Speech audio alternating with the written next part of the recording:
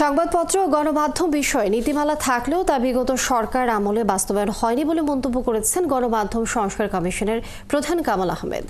রবিবার চট্টগ্রাম জেলা প্রশাসক কার্যালয়ে চট্টগ্রাম বিভাগের সাংবাদিকদের সাথে গণমাধ্যম সংস্কার বিষয়ে মতবিনিময় সভায় তিনি এই মন্তব্য করেন। সভায় কামাল আহমেদ বলেন, সরকারি কর্মকর্তারা রাজনৈতিক প্রভাব বা দুর্নীতির কারণেও এই নীতিমালাগুলো কার্যকর করেনি।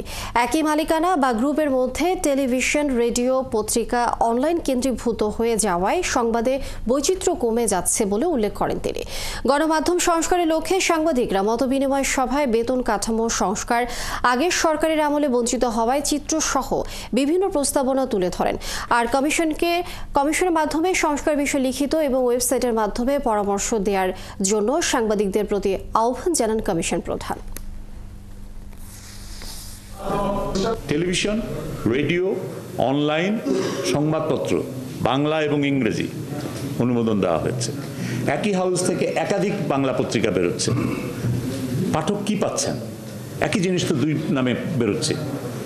তো তাহলে তো পাঠক এখানে কোনো প্রতিযোগিতা বা এখানে কোনো ভিন্ন মত বা এখানে ভিন্ন চিত্র এটা দেখতে পাচ্ছেন না। কোনো বৈচিত্র্য থাকছে না, ডাইভার্সিটি থাকছে না, বহুমাত্রিকতা থাকছে না।